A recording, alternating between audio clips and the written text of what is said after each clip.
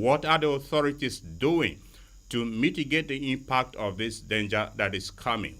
Should we wait until the danger is on our hands? These are the issues we shall try to interrogate on today's edition of the program.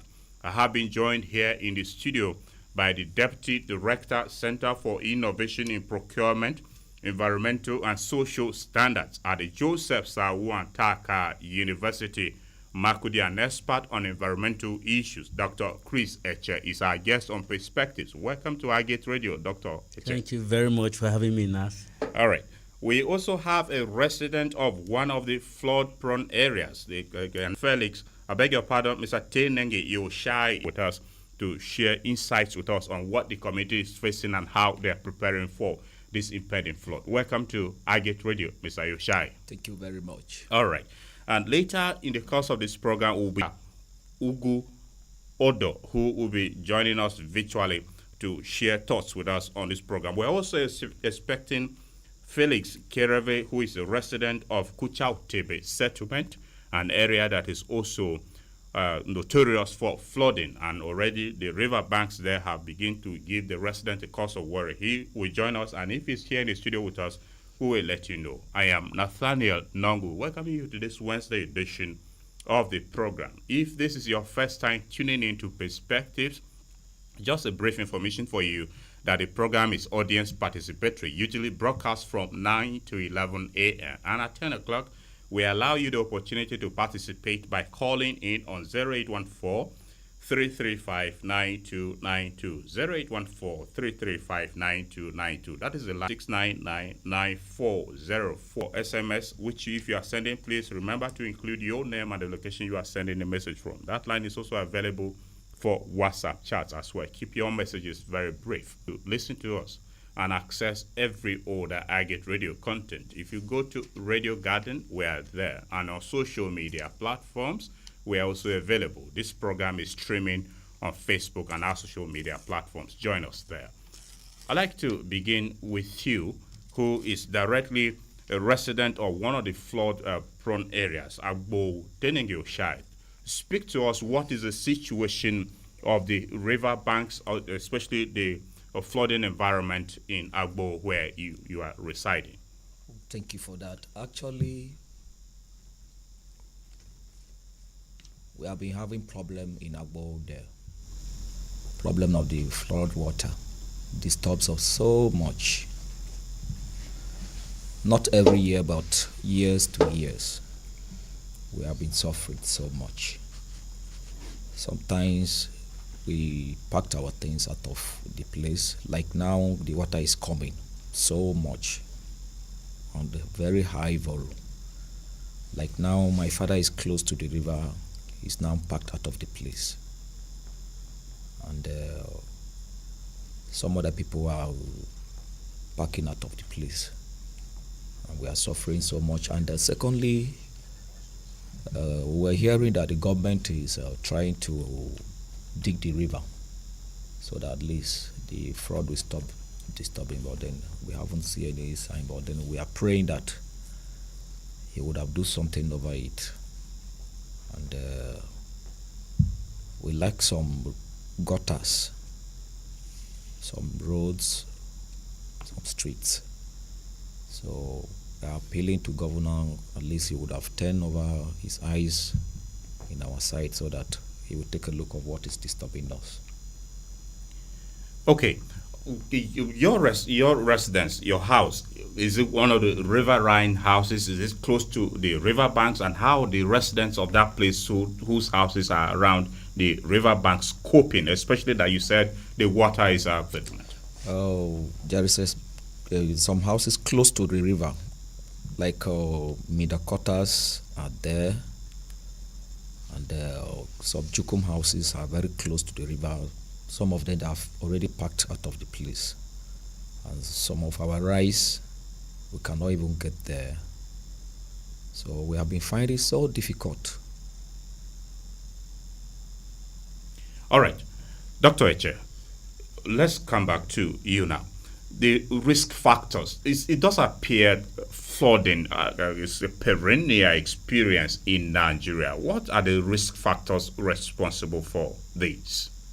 Yeah, again, let me just thank you for having me again here, and to also commend the innovation you're bringing into this particular program, inviting first-hand recipients of the effect of these environmental issues to appear and air their voice here in the studio, so that we can understand from a practical point of view the experiences that some of these persons are having. So I thank Agate Radio for that move. I think it's a good one. To explain the risk factors that exposes us mostly to these issues of flood, again, it's not a new conversation, and I would not be tired of also saying it. The thing begins from quote and unquote now, the social angle of things. People want to live in town, even at the risk of living around the riverine areas.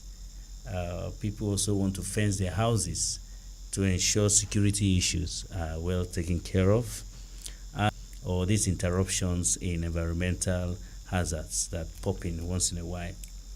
Of course, the attitudinal issues from the point of residence too is another cause for alarm, and is a risk factor. In fact, I think the anthropogenic factors even come first, where we don't take responsibility for some of the disposal or waste management within our surroundings, throwing quote and unquote now pure water everywhere.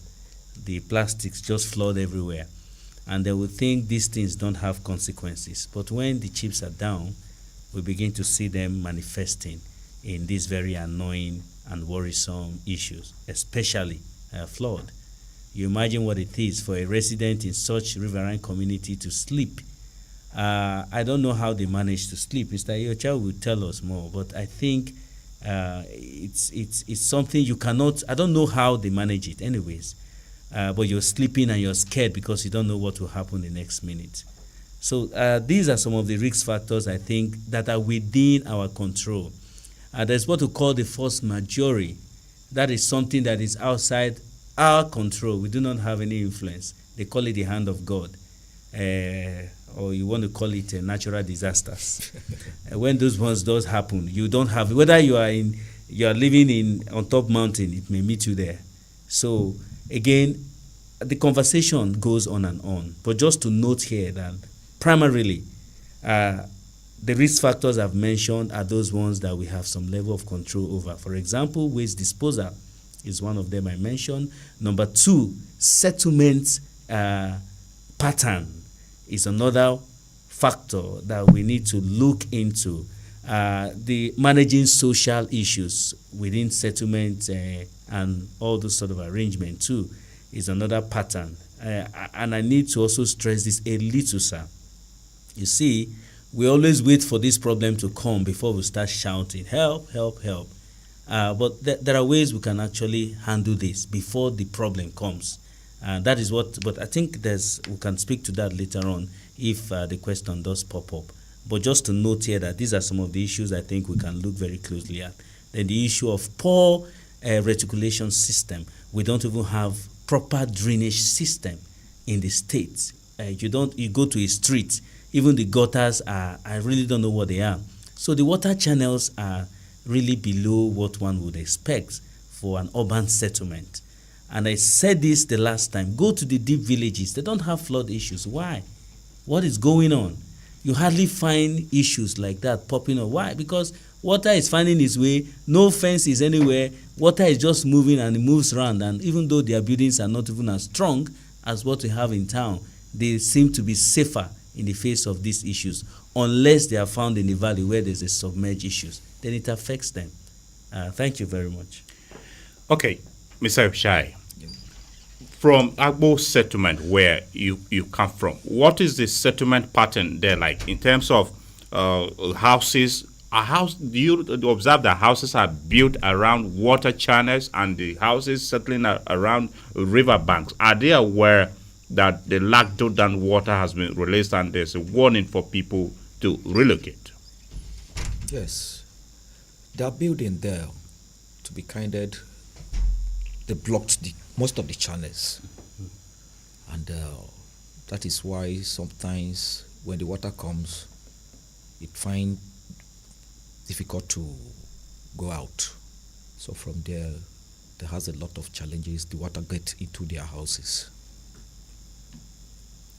Okay, so at the moment, the federal government's warning that Lagdo Dam water already has been released, and Benue has been identified as one of the states that will experience flooding with the riverbanks overflowing. How are the residents there coping? Are they just sitting tight for the worst to happen?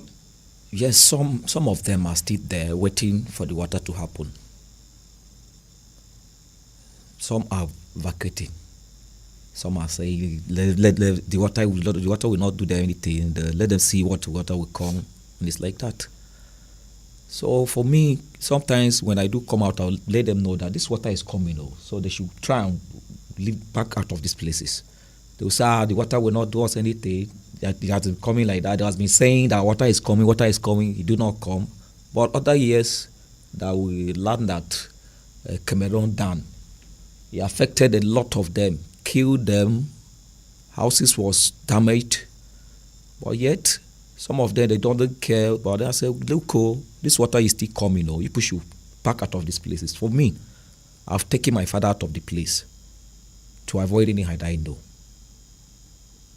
Thank you. Okay, you've taken your father, but how about you? You are still there with the rest of other family members, just your father that you have relocated him? Like other people, when I was taking my father out, they also followed me.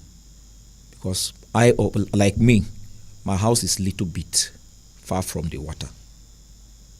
You can count like almost 200 meters away from my house. So like me, sometimes when the water comes, it doesn't affect me much. But then I also always be scared because anything can happen. Because maybe this one may come, may not affect me, but this one maybe it might affect me. So even me, I'm about to pack out of it. As right now that I'm speaking to you, maybe if I could go, because like yesterday I went to the river, close to the river, I saw what was coming was heavily. So I said, no, it's better for me to relocate. Okay, Dr. Eche, let's draw in from his experience. And this water that is coming, overflowing the riverbanks, filling the river Benue, it has been attributed as a product of the release of water from the Cameroonian Lagdo Dam. This is not the first time we're having this experience. Are we managing our dams in the country properly, that water from another dam in another country will come and be a source of our problem in Nigeria? Yes, so first and foremost, the water line doesn't belong to anybody, you know that. It's like the air you breathe.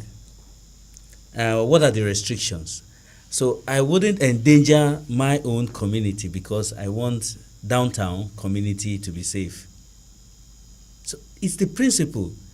And these are transnational boundaries, policies that are acceptable to all countries. So, unfortunately, I share with you a practical experience. Very well. In fact, when I came to Makurdi, that was in the year 2012, I think we have one of the worst hits of flood. I don't know if you recall. Very well. Then it was really, really bad. In fact, practically you could see the tide almost touching this new bridge. That was my first experience, so I never forget it because I was just coming to Benue State at the time. After my master's, I recall. Now, why am I saying this? How many years down the line, where are we? We are still having this same conversation. You know, the last time I was at the studio, we really dwelt so much about the issue of drenching. You recall? Very well. And we are still having that conversation. And for me, it has always been, I hope those in power are listening to these our programs, or at least they are taking some actions which will manifest soon. So in terms of what are we doing to ensure that we don't have the post-effects of it's not just Cameroon, it can be any of the neighboring country that is on the highland. To ensure that we don't have the effects negatively of an action from them triggered is to ensure we do some basic things some basic homework. For example, I mentioned that the water line is a water line. Honestly, it takes a lot to divert a naturally inhibited water line. It takes a lot. You will need years of fighting it before it can probably consider a different pattern. I like to see water as a material with a soul. I don't know why I see it that way. They seem to know where they are going to. Of course, these are environmental gradients playing out. So we must begin to think as well. How do we ensure or mitigate the effect of such releases by having a proper emergency response strategy? We must have an adequate emergency response strategy in place, but also we must have a state disaster risk management plan. Those are the documents or instruments that will help us to resolve any issue coming from any country. We are here talking about flooding. What about countries suffering from issues like earthquakes? In fact, I saw a technology recently. I don't know if you came across that. So for these countries now, what they've done is, as they are sleeping, their bed is designed in a way that it serves like a coffin. So if there's any earthquake, the bed opens into two and they fall inside and it covers them up with a very strong material. So no matter the collapse of the building or heights from which they are dropping from, nothing happens to them. In fact, inside that bed, there are reserves of food, so and oxygen. So the person is able to survive for as long as that coffin is identified. The rope. Yes, and then when that does happen, there is an alarm that the coffin or whatever start popping up so that it raises attention that someone is there. You see how far they've gone. So whoever is sleeping sleeps. But you wonder how our brothers and sisters who are living in these areas are faring. There was an issue in Lafia, in Akwanga recently, where a big man acquired a land. It's a big man. And then he just went and blocked the waterway. You needed to see the destruction that this thing caused. Downtown, just the 2-3 flats just after him, completely in ruins. Over 2,000 beds lost. The owner was crying because he had poultry in his they have poultry in their compounds like that. So again, these conversations need to happen, but we also need to take very active steps to ensure that we have these instruments and that we follow through the implementation of it. Mr. Yocha has mentioned as well the issue of belief system. People don't even believe that the thing will come. It may come, it may not come. These are predictions. But the problem is, if it does come, what will you do? So those are the issues. Okay. So, Mr. Yoshai, back to your community. This is not the first time the flood is being predicted. Yes. Previous ones that were predicted, what was the experience of the Agbo settlement? There was a lot of damages.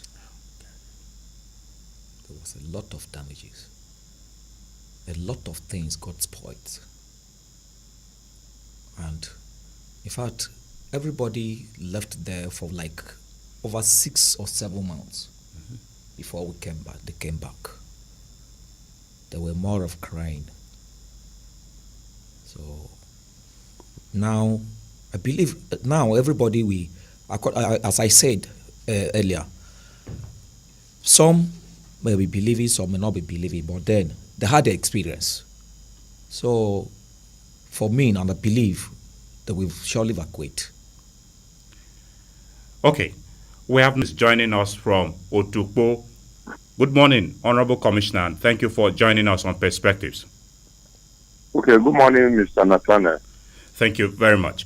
Now, the flood situation is already happening in parts of the country, and recently the Nigeria Hydrological Services Agency did alerted Nigerians that the water from Cameroonian Lagdo Dam has been released, commencing from last week, 17th of this month. What is the experience in Benue that your ministry has so far monitored concerning the release of this water? Okay, thank you very much, Mr. Nathaniel. Yes, we got the information, and we at the state level, we went into action by taking proactive measures to make sure that lives and property are protected. Yes, the water from the Lagdo Dam was they started the release of water from the Lagdo Dam on Wednesday last week, and we were told that there will be a continuous release of the water for 7 days, and that 7 days elapsed yesterday, Wednesday, yesterday. No, yesterday, yeah, it elapsed yesterday, and what we did was that we try as much as possible to monitor the water level on a daily basis. We do that in the morning and in the evening, because that is where, from the reading, that is where we'll get the accurate measurement of what is happening, and that will tell us how to inform the people and get the people informed about the development. We'll keep doing that on a daily basis, and what we have yesterday, the water level at yesterday was yesterday morning was 09.76 cubic meters, and as at this morning it increased to 09.81 to when yesterday the two will take a kind of attempt on the impending flood. We are on top of the game, and want to assure the people that as far as the government is concerned, we are doing everything humanly possible to make sure that lives and property is protected in Benue State.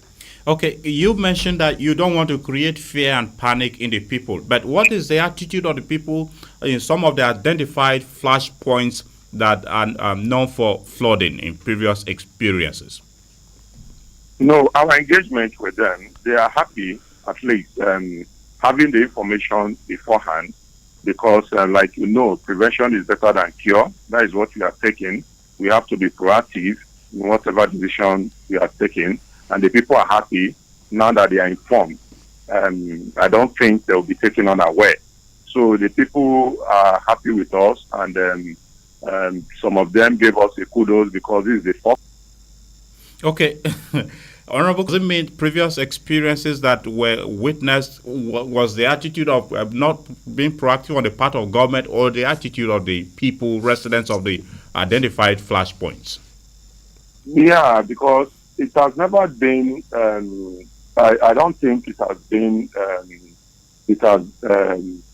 in the state, there have been a kind of proactive measure, the way this present government, you understand, have taken it, bringing on board the Commissioner of Humanitarian, the Commissioner of Water Resources, going around the state, at least informing the people, creating awareness, and giving the people assurance of government support in case there is any flash, you understand, flood flash point in any of those communities. I don't think any government, you understand, have done that before, pushing out the key executive to go around, not by proxy, but going around physically to do that. Okay. The recently Vice President Kashim Shettima and the Minister of Water Resources and Sanitation, Professor Joseph Utsev, did announce to the nation that the federal government has released 3 billion naira to each state to tackle the impact, appropriation, and disbursement of the funds in Benue and how it is being applied. Yes, I think the disbursement, but I know, since the assurance is given, I know certainly it will happen, but I cannot confirm to you as to speak. Okay, but when you mentioned that you are working in synergy, maybe do you have any information at the level of inter-ministry collaboration you have working together on this, mitigating the impact of the flood, regarding how the resources is being applied to benefit the people, especially in the flood-prone areas? Ministry of Humanitarian Affairs and Disaster Management. I was imagining that if the funds are released and how you are applying them with regards to mitigating the impact of the flood, perhaps you have the information, even if it's not directly under your ministry. What we are basically doing now, Yes. we are doing assessment. You are kind of doing affecting. You understand those those flashpoint community that we expected that will be affected by this flood. We are doing our assessment and at the same time taking data and those that already due to some flood flashpoints have been affected. I think SEMA and humanitarian, they have been giving them out relief material. They have been giving relief material out to them and all that. And basically what we are doing is to get our record straight and to put things in proper perspective so that when it happens, we'll be able to come into and come into by helping the community that will be affected. Okay, at the moment, the identified flashpoints, have you provided temporary shelters for them to resettle to, and have people started moving into it? Like that is what we are doing. Like when we were in Otukpo yesterday, we initially proposed St. Francis Primary School, which you understand will later change to Ochidoma Square. We met with His Royal Majesty the Ochidoma and he graciously approved that. In Makurdi, who have St. Mary North Bank, we have Thank You Suswan, and we have International Market. We have all people that will be affected by this flood. We will try to re-establish the connection, and we hope you should conclude your thoughts. But we've been speaking with Commissioner for Water Resources, Environment and Climate Change, Mr. Ugu Odo, who joined us virtually from Otukpo to share thoughts with us. But Dr. Chris, before we re-establish connection with him, you listened to him. Some of the temporary or palliative approaches he mentioned. Yeah, listening currently is proactive. It's being proactive. We're just being reactive. So that has to be established. And in terms of agreement, for me, prevention is better than cure. It's better to prevent flooding than even to mitigate. Because by mitigation, you're talking about reduction, control to some extent, because it has happened. Sorry. So I think we need to do more in the way we engage with these communities. If we don't have the financial muscle, one of the things that work anywhere in the world is resettlement. I do know that this will take a lot of engagement with the communities concerned, but even if it fall or within the period of an early warning signal, even if the residents have to be in a way resettled, it is far better than any measure we want to put out there if we don't have the financial muscle for it. Because in the end, the whole thing boils down to number one. The River Benue is already overbeamed. The tides are something else now if you go there. So whether you're monitoring, you're not monitoring, you monitor when after the rains or after is a flood event. You don't monitor during the flooding event. And whatever action you're going to be taking will be based on your findings. So where does this leave residents? So the best thing is to engage in the riverine course to an agricultural settlement. Meanwhile, in terms of living and all that, people can stay there. After the rains, you come back. I understand that can also lead to other dimensions of engagement, but it is safer and it keeps everyone at peace, at least for the period of the... Or is a place identified for your settlement to move to that you are aware of? Formally, as he said now, we have been moving to various places to settle. But then for now, I am hearing it for the first time. They haven't tell us. But then I'm happy to hear what he said now. So I will let my people know that this is what is going on. So they should get prepared. Anything that comes, they should either to international market or so. Thank you. Okay.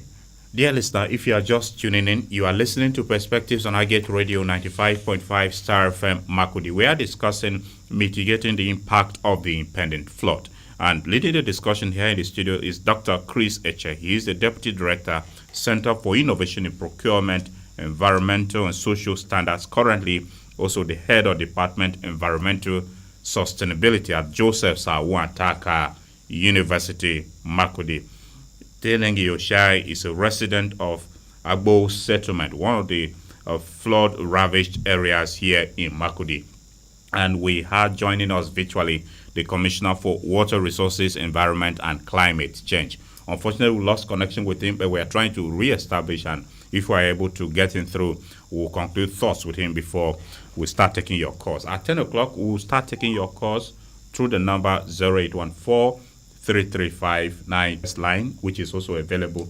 Okay, we have the Honorable Commissioner. Good to have you join us back on Perspectives. Oh, Honorable Commissioner, good to have you join us back. Hello, Commissioner, are you there?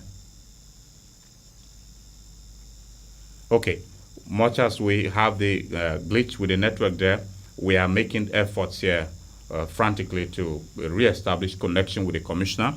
And soon as he's back, we will take his concluding thoughts. As I was mentioning, the line for SMS is already activated for you to contribute to this program. The line is 0912-699-9404. 0912-699-9404. Log on to our website on www.agateradio.tv.com to be a part of this program. Download the Agate Radio and TV app from Google Play Store, which serves you to listen to the radio, watch the television, as well as read newspaper. We're available on social media platforms. This program particularly is streaming live on our Facebook page. Follow us there and drop your comments there as well. Dr. Eche. Yes, sir. We are trying frantically to re-establish connection, but okay. Here we have the Honorable Commissioner back online. Honorable Commissioner, good to have you join us back on Perspectives. Okay, thank you, Mr. Nathaniel. Yes, apologies. We lost connection with you. Yes. Very well. So you were speaking to us the temporary measures the state government has put in place for in some of these temporary places. You said? Some of the temporary places you have identified for people to resettle. Have you provided facilities? Yeah, that is what I was saying before the line went off. Very well. The necessary facilities that are needed for them, which the first thing, which is the fumigation of those areas, which fall directly under my purview. At the same time, wash. When I mean wash, is water, sanitation and hygiene facilities, just like toilets, provision for toilets and all that, where they will have a clean environment to stay. We are doing that. We are putting that in place now, pending when and if it happens. That is what we are doing. What we are basically doing now is just to be proactive, just like I told you, so that in case when it happens, but we want to assure the people that once it happens, the state is on top of it. We are not overlooking the situation, and we are working closely with all the necessary line ministry to make sure that lives and properties is protected. Okay, before we let you go, beyond this impending flood, what are the post plans for this flood situation to be permanently eradicated or brought under control? Yeah, you see, one of why we have this issue along, we have this issue in Benue, Nasarawa, and Kogi is because we are their location. We are the lower, we are the lower level Why when you look at Yola, all this Medogri side, hello, Very well. You are on. hello, We're on with you, sir. Go yeah, ahead. they are the higher level. So once the water is released from Lagdo down, you see that here will be overflooded. Reason being that the water level, there is a high situation of River Benue right now. And we are appealing to the federal government to come to the rescue of the state to dredge River Benue. Dredging River Benue will go a long way, you understand, to assist in this issue of this flooding. On the part of the government, His Excellency has graciously approved for us to go out and make sure, have a complete design for drainages where new drainages will be constructed where there's need for it, so that when this thing happens, the water will be collected back into, you understand, River Benue. But River Benue need to be dredged. And we are appealing to the federal government to also come to the rescue of the state by dredging River Benue. Would maybe serve as a collecting point or a buffer dam to salvage the perennial situation of flooding. I think if the dredging of River Benue is done and is done properly, it's going to help. It's going to go a long way to help. And outside that, there are economic benefit that comes with it if River Benue is dredged. So we are looking at that for now. And where what you have said, we are not rolling it out. We also look at the possibility of a dam that will act as a reservoir when things like this happen.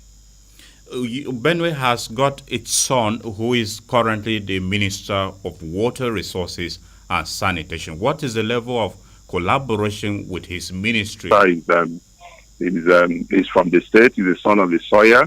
We are always, you understand, in touch. There are so many other things that the state and the federal, they are working hand in hand to make sure that we benefit from the federal ministry as a state that has his own son up there.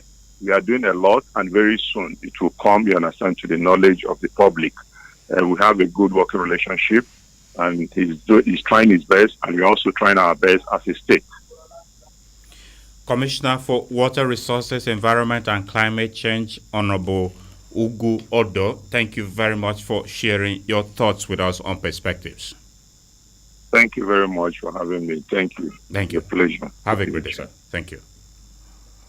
Okay, Dr. Eche, let me have your thoughts briefly on some of the submissions he made, especially with regards to the possibility of getting the river dredged, how the government can collaborate effectively with the Ministry of Water Resources and Sanitation with its own son as the minister there to benefit as a way of mitigating the impact of flooding.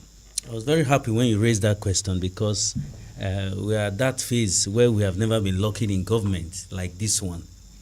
Apart from the Honorable Minister, we also have sitting in there the SGF. Very well. That's not a small office. So these are very influential offices that can help us have a sustainable solution to flooding issues in the state. So I'm hoping that the Honorable Commissioner will also engage it from that point of view with His Excellency, the Executive Governor of Benue State. The submissions, if you ask me, they are reassuring and they give hope. Listening to the Commissioner, you could tell that, okay, there seem to be some intentionality in resolving the issues, at least from the submissions. But how this translates into on-site implementation with recipients being involved in the process is another conversation. But I can only hope that these people in these communities are having direct, so to say, benefits from this whole plan that the Commissioner has mentioned. I hope so. So I think it's a good one. You mentioned the issue of Endam. I mean, it's something that I think we don't need to even wait for the federal government to get into it. It could be a state's policy as well. Let us start from anywhere. Let the project begin. Let subsequent government continue along, even if it's along the line of the River Benue. Let it be mind, not just address the topical issue. So we can dams. It's not something that the state cannot begin to partner with, international organizations, partner with, collaborators that are interested, even in the WASH program that you mentioned. These conversations can already begin, and we will see implementation in the long run, so that people can go to bed and sleep with both eyes closed. And for you that is saying that I don't have any problem with flooding, I hope you do also understand that this water doesn't have a sense at some point when it is blocked on all sides, so it can go anywhere. It can even go upland. We've seen issues in the up north, disasters in form of flooding happening, Katsina, for example.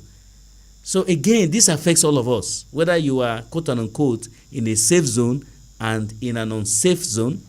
It is our problem, and we must all engage collaboratively to see how we can resolve the issue. That is my thought on what the submission of the Honorable Commissioner is. I think it gives hope, but I also can just hope again that there is active implementation on ground. Okay, Mr. Shire.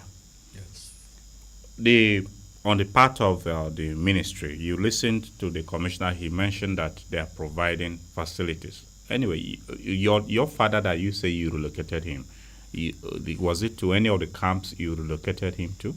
No, to one of our houses. Okay, one of your houses, yes. Away from that. But what are the basic and immediate needs that people who are living in flood-ravaged areas, when they relocate, they should be provided with on the part of government to enable them live a bit more comfortably, so to say? There's nowhere you will live that will be more comfortable than your home anyway. That is true. But just to make them settle there temporarily, and when the water recedes, how they can move. Actually, as they normally do, sometimes they give them mattress, mosquito net, they tidy the environment. So they normally stay there at least comfortable before they come back to their houses. And what the Honorable Commissioner has just said, I pray and I wish things would have worked out well so that they will drain the River Benue, so that at least these challenges will stop and it will help us a lot. So I thank him so much for what he has said. All right, so you also agree that dredging of the River Benue is a solution to the perennial flooding. Yes, it's but what in the immediate communities, the attitude of persons who block drainages and water channels building on waterways, how can that be addressed, especially within communities? In such cases, we have the urban that works very well. If they could go there and they want to open the water channels, those houses can be got broken. Because if you are building a house and you know that this is a water channel and you are blocking it, definitely you can't blame anybody. Because this is water channel and you are blocking it. Where do you expect the water to pass? The water cannot pass. So if you are building a house and you buy a land, or you are going to buy a land, definitely you will know that this place, even though if it is dry season, you will know that by mere looking of your eyes, you will know that yes, this place is a water channel. Then if you are building, no matter how the land is that you are building, you must have to create a channel. But if you say, no, this land is too small for me, let me extend the land, and you block it, I believe if the urban could take a look of it, or Bensasa, they take a look of it, definitely they will have something to tell you. All right, listener, kindly stay tuned. We'll go on a short break, and when we're back, our engagement will continue. Do stay tuned. You're listening to Perspectives on iGate Radio.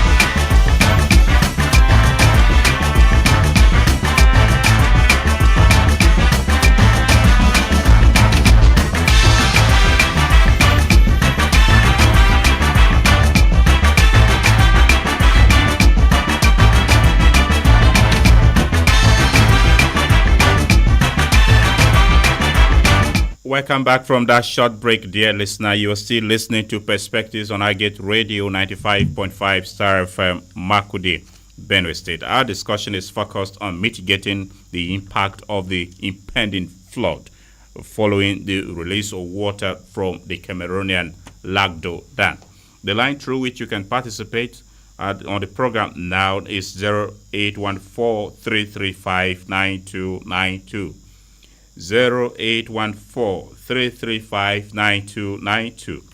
Once you connect with us, we would like to know your full name and where you are calling from. Then you go ahead and make your submission. Kindly keep it very brief. You may send us an SMS to 0912-699-9404. 0912-699-9404. That line is also available for WhatsApp chats as well. If you are sending a message, kindly include your full name and the location you are sending the message from. Log on to our website on www.igetradiotv.com to be a part of this program as well. Good morning and welcome to Perspectives. Hello, good morning. Good to have you join us. Yes. I am Tekula Haji. I'm calling you right away from Batiagbo local government area, Benue State. Okay. Tekula, we are listening to you. Go ahead. Thank you. Greet the visitors with you in the studio. Yes. They are greeting you. They explain very well. As I'm outside, I sat and listening as I'm in the class. I want to appreciate them. Thank you. You know, Benue has suffered a lot because of this Ragdo Dam in Cameroon. And I want to appreciate the Honorable Commissioner for his thought that they will make effort that the federal government should dredge the river Benue. Not only the federal government, they should liaise with the Cameroons because we have suffered a lot because of that, the Lagdo Dam. I was in the town 2012 when they first released the water. I see how people suffered. And the camps that they are opening for we Benue people, no way you will live in the camp peaceful like in your house. You can leave your house, no matter how you will sleep in your house, there will no way you will sleep in the camp the same in your house. Some people don't like noise, but you gather there. How can you escape noise? You see? And we are suffering because of this really well. And you know, all those things, we have to call on federal government. The solution there is to dredge the river Benue. Okay. Let's have the solution like that. Okay. As the Honorable Commissioner has talked it, I appreciate and I want to give him kudos. Thank you. Thank you so much. Thank you, Tekula. We appreciate you. Because we like implementing some of the suggestions of our audience. In the last feedback, the audience feedback on Agate Radio, the audience said we should control you, the callers, to make your submission very brief, maximum 1 minute. But we are gracious to allow 2 minutes. So if you call today, please remember to keep your submission maximum 2 minutes. If it is beyond that, we'll be tempted to cut you off. The line is 0814-335-9292. 0814-335-9292. And the essence is just to allow many persons who are waiting to contribute. Hello, good morning. Hello, good morning, sir. Nathan here. Welcome to Perspectives. Thank you very much, sir. My greetings to your guests in the studio. Thank you. Yes, this is Vincent Ako calling from Ishabaku Road. All right, we're listening. Go ahead, Vincent. You see, the issue of flooding is not only about the river. Like my side where I'm reciting, very, very close to community secondary school gate. If you are coming immediately after Gauchi Plaza, we have been suffering from flooding all the time. And they keep telling us that we should relocate to NKC primary school to go and camp there as if we are refugees. Okay, they are saying that the previous administration refused to provide drainage. It's mandatory that the previous administration must. Okay, why would they not provide it since the previous administration have refused to provide the drainage? Look at the way we are suffering. Uh, And now they are telling us, Vince, let me quickly land. And now they are still telling us to go and camp at NKST primary school. What kind of thing is that? How long can we continue living our houses in the name of just street flooding? Vincent, Sir? just to ask you, nobody has accused the previous administration of not providing drainages. The only concern people, listen, Vincent, the only concern people are raising is that these drainages are blocked. Is your community one of such places where the drainages are blocked by indiscriminate waste disposal? The answer is no, sir. Capital no. My area is not blocked. As a matter of fact, the drainage here is too tiny. It's too tiny. Each time I talk on other radio stations, they keep telling me that government alone cannot do it. If government alone cannot do it, then who will do it? Now, my parents are not there. Okay, I know why they are not there. It's because of the flooding. Okay, me that I'm still residing there in my own house there, I cannot even settle down very well. And somebody who comes to the studio and always be telling me that we should relocate to safe ground, which is an NKST primary school. Vincent, thank you. Thank you. We understand how you feel, but please, the essence is not just to query, it's for us to find solutions and also sensitize the people on what they need to do. What is being given is just an advisory, so you don't want to wait until a disaster happens. Nobody is confining you as refugees, but if the authorities are providing this as a temporary measure to alleviate the plight, because if the danger comes, it may be worse. So we need to get that very clear. 0814-335-9292. 0814-335-9292. The SMS line is 0912-699-9404. Good morning and welcome to Perspectives. Hello, good morning, Nat. Good to have you join us. Yes, my name is No Ephraim from Akbehi. All right. No, we are listening All to due you. protocols observed. Yeah, thank you. The deed has been done. The floods are close. Now, what we are looking for are solutions. I want to table a few solutions to this, very well. in my own opinion. One, on the side of the government should avoid allocation of land on waterway channels. Two, the dredging of the River Benue is important. This will cushion effects of subsequent water releases. Three, proper drainage system in waterlogged and flood-prone areas. Four, provision of necessary amenities and security in makeshift accommodation. On the side of the residents, we should heed to warnings of impending floods. Two, we should avoid blocking of existing drainages.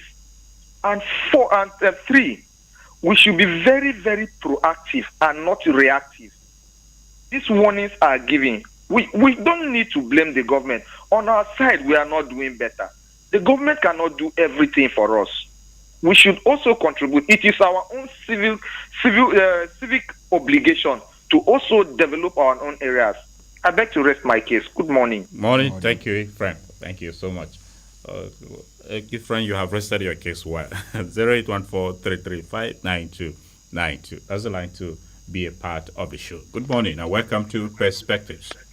Good morning, sir. This is Engineer Augustine Eke. Okay, Augustine Eke, where are you reaching us from? Your radio set is close to you, by the way, Augustine. I'm calling from North Bank. Good, good. All right, make your submission. But your radio is interfering, I must say. Kindly move away from it, Augustine. Okay, can you hear me now? Very well. Okay, apart from all the solutions that have been proffered so far, one area I wish that government can also look into is adaptive habitation, as in adaptive housing.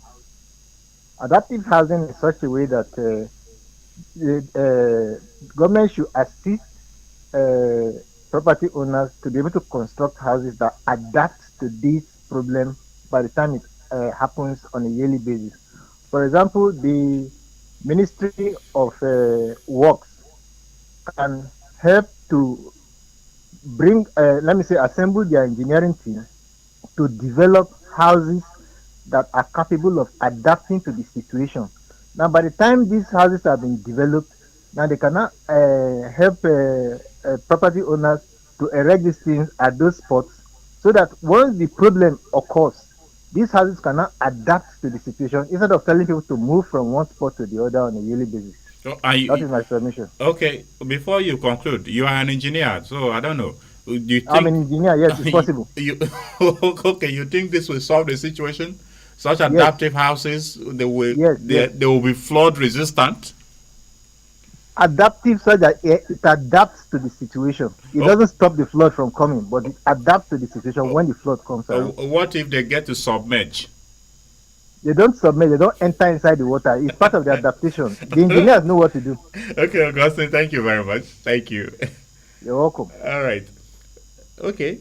We hope we should advance to that kind of proposition Augustine is making. Good morning. Hello. Okay, we lost connection with our caller. 0814-335-9292.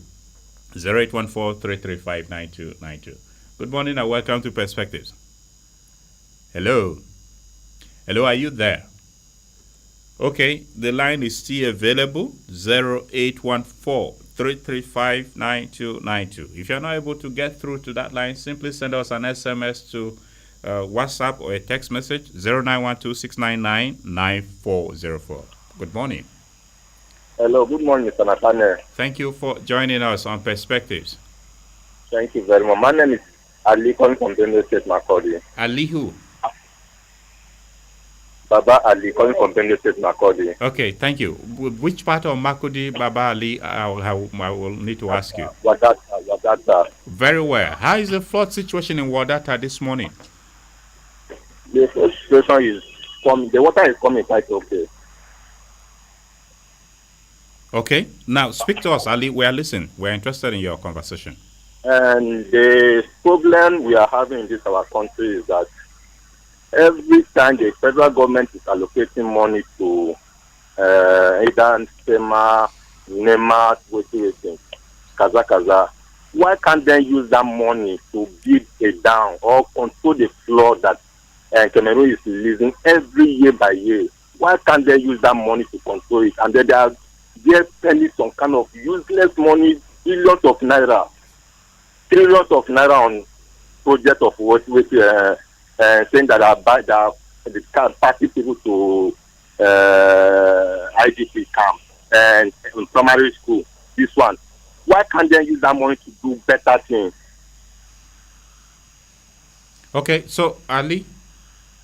Yes, sir. So for you, the money, even when we have the flood situation, the money should not be appropriated. It should be used for building of dams and not released to the agencies for tackling the impact. Is that what? They use that money to solve the problem once and for all, not for them to be sharing the money, using the money for one person, one government will just accumulate the money, pack the money, sitting on top of the money. They will not even give to those people that are affected by flood. Okay. Thank you, Ali Baba, for your submission. Thank you. All right. Okay. This program is perspectives, so everybody has got their own varied perspectives on issues. So we accommodate them, provided that within the discussion. Hello, good morning. Good morning. Okay, 0814-335-9292. 0814-335-9292. Good morning and welcome to the show. All right. If you're not able to, because sometimes network could be funny, if you're not able to connect, send us an SMS 0912-699-9404. Hello. Hello. Hello. You may do. Hello. You are on, but you may do us a favor by moving away from your radio. Hello. Good morning. Hello. I'm sorry. Once you call, move away from your radio set. That is the only way we can engage. You can't be speaking to us and then be interested in listening to yourself on the radio. It will be difficult. The line is still open. 0814-335-9292. 0814-335-9292. Send us an SMS to 0912-699-9404. Kindly include your name and where you are sending the message from. Log on to our website on www.igetradiotv.com to also be a part of the program. Good morning. Morning. Welcome to Perspectives. Thank you. My regards to the guest. Thank you very much. I want to also chip in. Yes, before you chip in, we're interested in knowing your name and where you are reaching us from. Okay. I am Thompson Yowundu from Aliede, working precisely. Very well. Thompson Yondu, go ahead. Thank you. My take on this is appeal to the federal government. Our people have been suffering for the past years. The government of the immediate states were making frantic efforts to see to this right. On this issue, I want to appeal to the federal government to take a proactive action to dredge the River Benue. With that, I think it can control a lot of waste, destructions, and life. So that is my appeal. Okay. Yowondo, thank you for your appeal. The federal government should dredge the River Benue. This is coming up again and again. We remember it's been stated that a contract for this was awarded. The past administration in the state did push for this, but it never saw light of the day. We hope this administration should be able to accomplish that. Good morning and welcome to Perspectives. Good morning, sir. Thank you very much for joining us. My name is Jairus Otumala from High Level. Good to have you here, Jairus. Thank you. Yes, the flood is already here. But it has been yearly occurrence. So we're always looking for solution. My own submission, one. Apart from the fact that the federal government will dredge the River Benue, Benue State also should build a dam as a reservoir so that it can contain any flood or any water that is coming down from Cameroon. Number 2 or 3, the money so released or by the federal government to all the states, police should be judiciously used and channel it to appropriate people who are concerned. Let the money be used the way it's supposed to use. No diversion of that cover to any other place, but for the purpose of which they have released the money to the state. Then finally, the state government should go ahead and collect all the buildings by the riverine area. Those our brothers and sisters, mothers and fathers who have building their houses by the riverside, government should look for a particular place at a high level, share this land to them, build the house for them, let the government collect all the property along the riverside. I mean, there are a lot of things they can do by the riverside. Okay. Government can go ahead and think of what, apply water engineering and other things. What do you think we can do by the riverside? Okay. That they even generate revenue for the state? Thank you, So Jairus. that this issue will be put to that end once and for all. Thank you. Collect all the property from them, relocate them to the high place, take over the place, build some structure there that they can generate something for the Benue and not for the state. Thank you, sir. Thank you. Thank you very much. Thank you.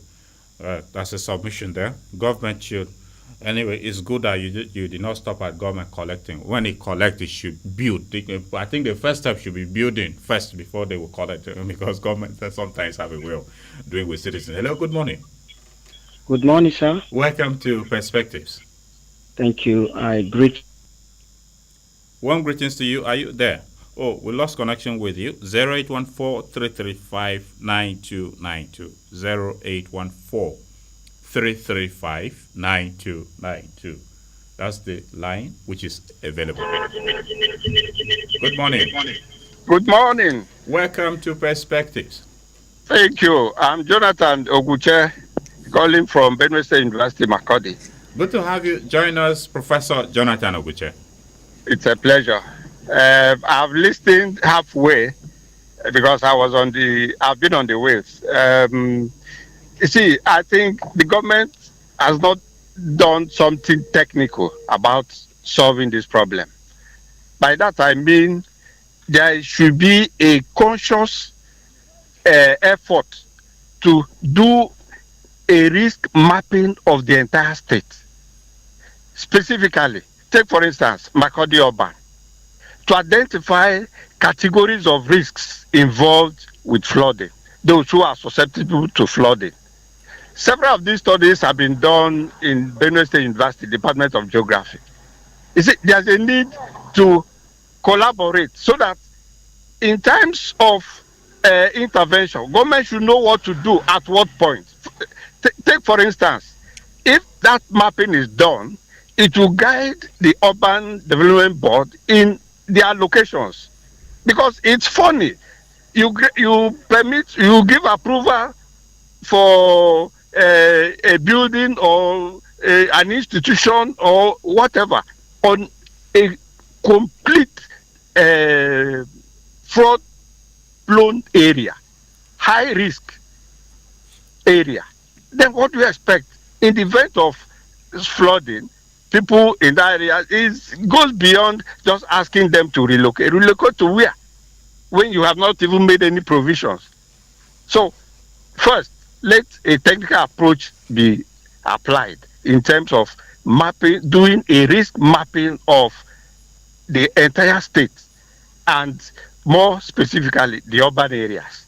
Once this is done, it will help curb so many things. This is in addition to all the other solutions that have been profiled. Somebody gave a rundown of several of them. Let me not repeat the audience. You had done wonderfully well, especially my head of department, Dr. Eche, and the Honorable Commissioner.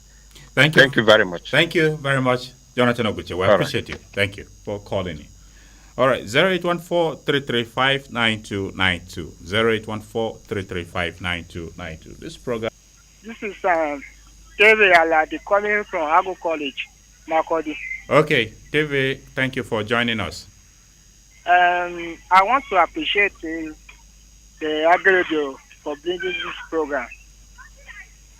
And where I want to comment is that, okay, sometimes government will make these people to move to certain places. And here you will not have the freedom, like you are living in your house. Then I want to deal with government that if there's a way that government should be monitoring the item like food that they provide for these people. Because sometimes it's like when you are living in that certain place, you are living under government, and you cannot decide to do what you want. Then I'm thinking government that government should provide. If the government provides food like shelter, like a clothes, then the government should set a committee so they be monitoring this thing, so that these people will make sure that if they are there also, they will know that they are in the safety place.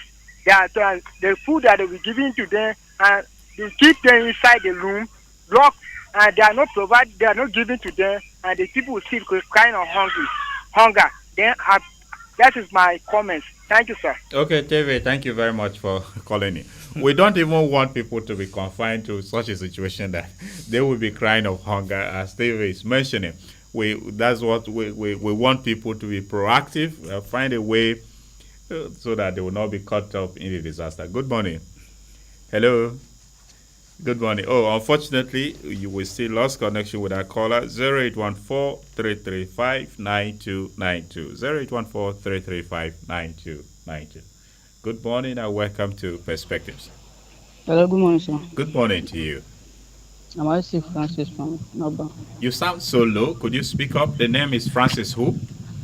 Isaac Francis from Naba. Okay, Adi Francis. Yes, I'm my regards to the guest in the house. Thank you, Adi. There's this saying that heaven help those who help themselves. And this thing is a kind of a natural disaster. And the government is really trying to help those who are ready to help themselves. And in other parts of the country, we have other disasters like a landslide or earthquake. Those are the kind of things that you cannot blame government on. It just do happen time to time. So if government are ready to help, and people should also put their effort to help themselves, not blaming government on how to tell them what to do. Okay, so what kind of efforts should the people put in place to help government, Adi? For them to move to exactly place that they say they should move. Because if they continue to stay and be delaying their time, it can get worse, like what's happening in Borno State. So people should try to help themselves to move to the safer area for them to be safe. And also, this place is not banned here, please. If those people should come here, they should provide security for them because, as we all know, not banned is not that safe. That's all I have to say. Thank you. Okay, thank you, Francis. Thank you. The issue of security would be another discussion on its own, but really the authorities are advised to take note. This is from audience. Good morning. Good morning, sir. Welcome. Thank you. My name is Adawa Salo. Adawa. Yes. Salo. Calling from Logo 2. Okay, Adawa Salo, go ahead. Your radio is very close to you, therefore it's interfering. If you may turn down its volume or move away from it, it'll be fine. Okay, so sorry about that. Okay, Adawa, go ahead. We have been talking about being proactive. I think that is one thing we lack in this country. By November or thereabout, nobody will be talking about flooding anymore because the water must have gone back. So it's only when the waters are here that people start complaining and then hear government talk about it. But I think we should make conscious efforts even when this disaster is not here yet. I think that is my own little contribution. We should be more proactive. Not only waiting for disasters to happen before we start looking for ways to manage it. Thank you. Okay, thank you so much. We should be proactive in disaster management and maybe early warning response to not when the floods are here that we'll talk about it. For on the part of government, for we in the media will talk about current issues. So when the flood is here, we'll talk. Hello, good morning. Hello, good morning. I'm back. The network wanted me not to call, but thank God. Okay, may we know your name now? Yes, this is Ado Baba, but for the sake of this program, I am Ado Batlomi Tefa from Bachahon Council Ward of Gwe West Local Government. Okay, good to have you here, Batlomi. Go ahead and make your submission. Yes, I want to thank all the guests in the studio. They've said all that has to do with this flood we are talking about. However, my first question is, they've mentioned places people should move and settle temporarily. We in Gwe West, part of Gwe West too is affected. Most of the council wards in Gwe West they are affected, but they didn't mention anywhere the people of Gwe West should settle. That is first question. And another issue again, there are places in Gwe West that will be affected by this flood. They only choose a particular council ward, which is Mbapa. There are council wards like Sengif, Ucha, Baikondo, Chote, all these places, definitely they will be affected by this flood we are talking about. That is not all. However, on the side of we the citizen, it is high time we play our own card well. Clean your corner and allow the government to clean her own corner. How are you going to clean your corner? Most of our people have built on these waterways. There is just no way. Waterway, once water comes, water will always find its way to pass. You cannot tell me you block waterway and water will not find its own way to pass. It will definitely pass, and if it does, it becomes disastrous on your part. And again, indiscriminate pouring of refuse in drainage channel. Please, we should avoid that. And the government on her own part too should try to construct more dams in order to mitigate this problem we keep on talking about year in, year out. Last but not the least, the government should checkmate the activities of urban. Could you imagine some of these people building on waterways got approval from urban? Okay. And they are the ones telling us that they shouldn't build on waterways. Right. At the end, I thank the government of His Excellency, even though I did not. Yes, I'm with you. Conclude now. Your time is up. Okay, thank you so much. And that is my submission. Thank you very much. Thank you, Bartholomew. Unfortunately, your posers about the situation of Gwe, the discussants here may not be able to respond because the commissioner joined us virtually. We wish we had him in the studio to respond to that. But the authorities, I believe, should listen and act on the situation of Gwe West, where the people can relocate to. Good morning. Yes, good morning. Welcome. Thank you so much. This is Aldo Michael calling from Angus Fraser Memorial High School, too. Okay, I will do. Good to have you join us. Thank you so much. I appreciate you on this program. Thank you. My contribution is, people are talking about that we, the people, that we need to be proactive. And so many people are laying emphasis on people that build on the waterways. If you go to other states or other countries, you can even build close to even the river, say, but without float, it cannot affect you. So I need the best thing to be done is when the government drain this river Benue. And so many people are talking about only houses. We have farms. Like for me, I got a rice farm around Lower Benue, about 5 hectares, and I am hoping on it. That is my annual income. So if this flood now comes, it will definitely destroy the rice farm, and I will be left with nothing to do. Even the money or the palliative they are talking about, I have never received it. And that anytime I find rice around this area, whenever there is flood, it will affect me. So I think the best thing government should drain this river for us. That's my suggestion. Thank you, Aldo Michael. We are definitely going to touch briefly on the impact of the flooding on food security. It's one of our areas because apart from residential houses getting affected, farms get washed away, lives are lost, so many things. But we'll come back to that when we engage with a few more persons. Good morning. Good morning, sir. Thank you so much for joining us. Thank you very much. I'm Stephen. I'm calling from High Level in Makudi. Stephen who? Stephen Hemba. Good to have you join us, Stephen Hemba. Thank you very much. Thank you for having me. Yes. Well, I want to just make a very simple contribution and also disagree with the last caller. Okay. You see, because there's a general prescription that we should be proactive, and I think that is the most important thing for all of us.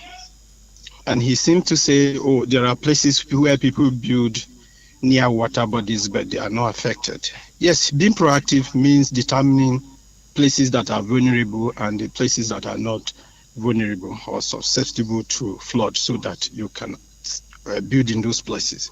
If you go to the Benue River bank, there is this St. Joseph, and there are some other places around the government house and some areas around that place. No matter the volume of water in the river Benue, that place is never submerged. Meaning that there was a survey that determined that that place was safe. And so if you build there, no matter that it is close to the river, the place is safe and you are there, you are safe. But there are places even inside the town, far away from the river, but they become flooded anytime the river water rises. So being proactive is not about is not about whether you build there or you've seen somewhere people build and then nothing happened. Those places that you see that people build and nothing happened, where I contribute majorly about is the natural solutions that we have. If you look around Makodi is situated in a complex of wetlands, these swamp areas. The swamp soils have capacity to absorb high volumes of water.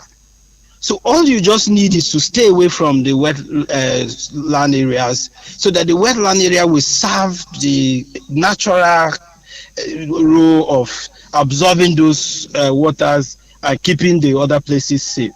But what we find is people now take over those places, build, and when water comes, the places are overwhelmed, and then they call it flooding. It's because we put ourselves in the harm's way.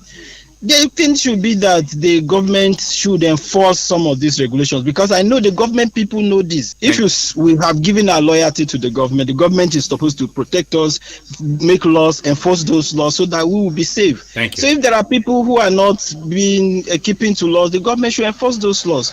Thank you for giving me this opportunity to share these few contributions. We appreciate you. Thank you so much for sharing your thoughts too on the program. A few messages. We'll begin from our live stream feed on Facebook. Peter Luke says, good one, more grace. Peter, thank you for following us.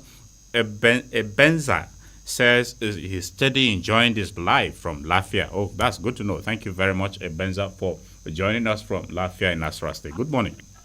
Yes, Mr. Nad, good morning. Thank you for joining us. Igbudu Tenenge from Bisu. Oh, good to have you, Igbudu.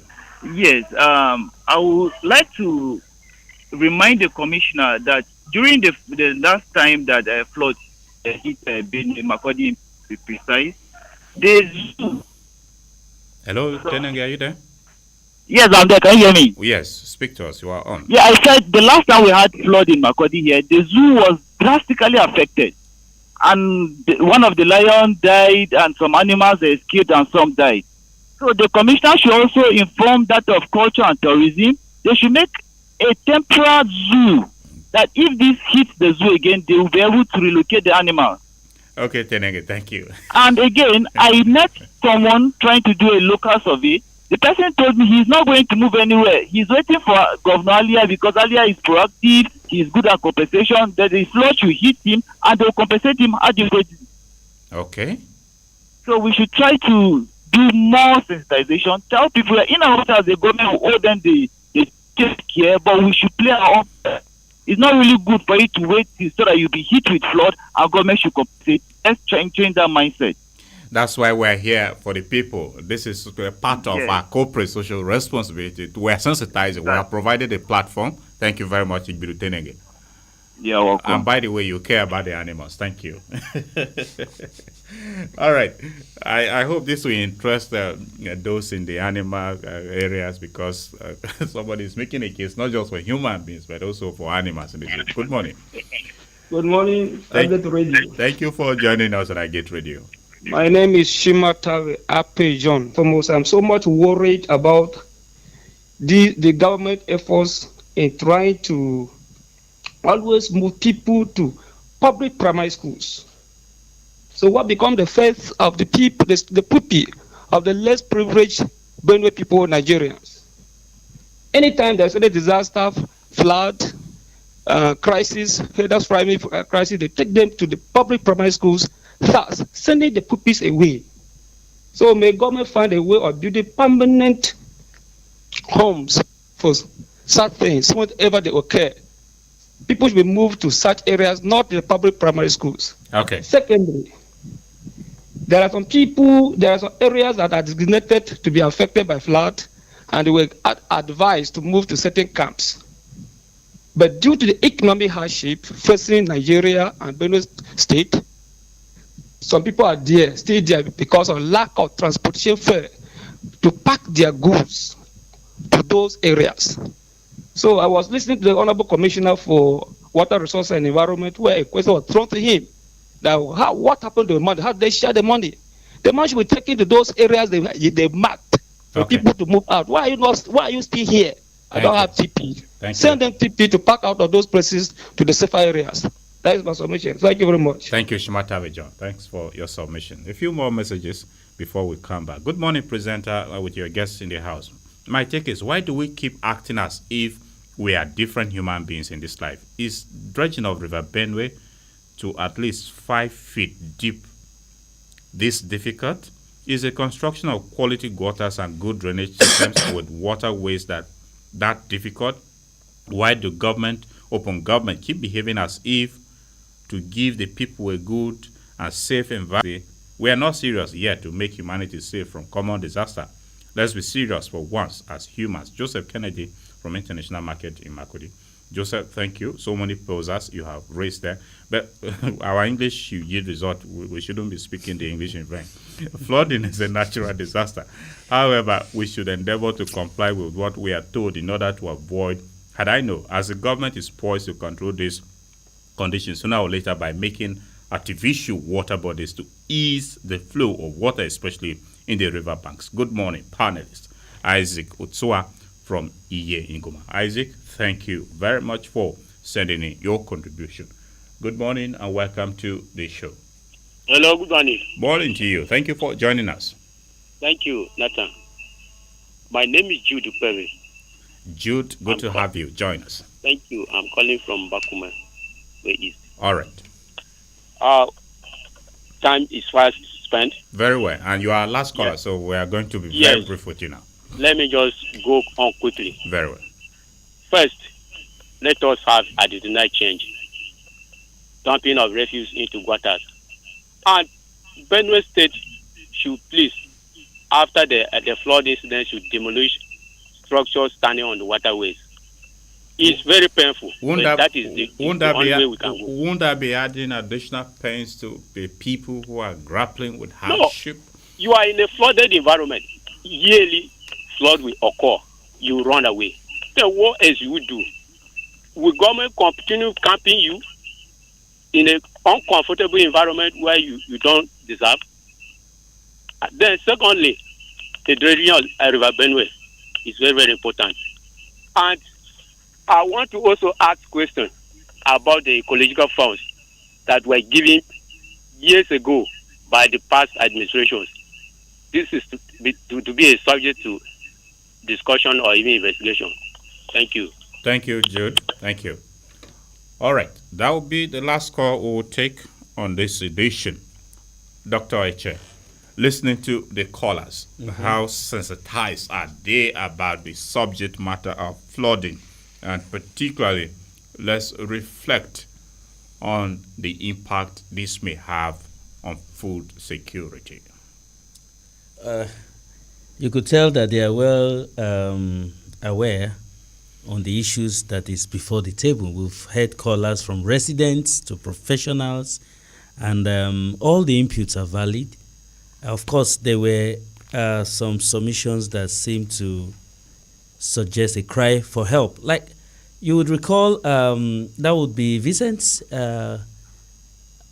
contribution, where he was of the opinion that relocating to the primary school and all that wasn't a convenient thing for them to do. Yes. And all issues of flood prone areas that nobody seemed to really be concerned about. So those are issues really. And as I earlier mentioned, when it comes to the issue of the environment, there is the social angle of things. You cannot take them away. In fact, we are here talking. I was opportune in one of the field trips that I went for to find that in some communities they appease the water. So instead of relocating, they perform sacrifices that would keep the water away, so that flood or any of those issues related to wetlands or whatever doesn't have any impact on us, or even in front of us. So those conversations we may continue to have, but I will want to really implore, going forward, you've seen that there's nothing that works without a consultative stakeholder engagement. We must consult with these communities. Professor Oguche earlier mentioned the issue of risk mapping, mapping areas. You recall in one of the programs I earlier mentioned that. I was hoping for a call from Government House. We must map these flood-prone areas, or even the wetland zones that we have in the state. We must have designated protective areas. These grammars may be big, but we must implement them. The conversations must go beyond this yearly, revisiting of issues, mostly the same issues. As far as I can remember, dredging of River Benue has even become like a song. You don't even need to think it anymore. We keep saying it. People keep, are being affected by the devastating nature of this year in, year out flood, or even rainfall pattern that we've seen as a result of climate change. At what point are we going to start pinpointing? We've seen designated patterns. We've seen countries that serve as even examples for us today. Look at Rwanda. Now, this is not even a far cry from what one would have expected from a country in Europe, for example, one of those countries. But in our very Africa, there are countries that are already implementing these things, and it's working for them. What is stopping us? I believe those in government must come up to a point where they actively engage, whether you have a farm, whether you have a household of your own. There must be what we call a household how did I even put it here? A household emergency plan. Communities must come together to say, okay, how do we ensure that the rains are coming? How do we ensure proper drainage? There has to be that sort of communal engagement. The government has nothing to do with this at this point. Even those living on the street can have meetings. They have may and go, what do you call it? May and go now or something. They have head of communities and all that. They should be able to come together and also address the issue of drainage, not just conversations around security in the area, because whatever affects one affects all. So these are little things we may want to start thinking of, and then we'll find ways of making sure that we are safe, because not even the government is interested in your safety as you. You are the number one person when it comes to safety that is of interest to you. Thank you very much now. Okay, Mr. Shai, as a resident of Agbo, Agbo is a settlement that people may be farming there. How are they able to cope with the perennial flooding? When they farm, do they factor that flood may come and destroy their farms? And the issue of limiting food availability and security, is it there? Oh, yes. Like now, how it affects the farmers. It affects the farmers. That is what I'm trying to say. Very well. Like now, they were not supposed to harvest their potatoes right now, but then for the fraud coming, they are rushing. It's only the rice that they are thinking that, oh, if God could help, or can we harvest or can we not harvest? So that is it. That is the flood will not wash it away. Yes. Dr. Eche, you listened to one of the callers who said farming at the river rice is one of his source of income. You can imagine if such hectares of rice are washed away, what the impact would be on food security at the time. There was this young man that also lost his business because of this particular thing we're talking about. His was even rice. Yes. And then I think that was last year or so, because he reached out to me. It's a local flood, and then the thing wiped everything. This is a young man who decided to go into the business of agriculture. So you are correct. These are issues really. So while we look away from our immediate environment or residents, if we put it that way, we also need to look at things from the economic point of view. And whatever affects a livelihood, trust me, it also impacts on the GDP of the nation.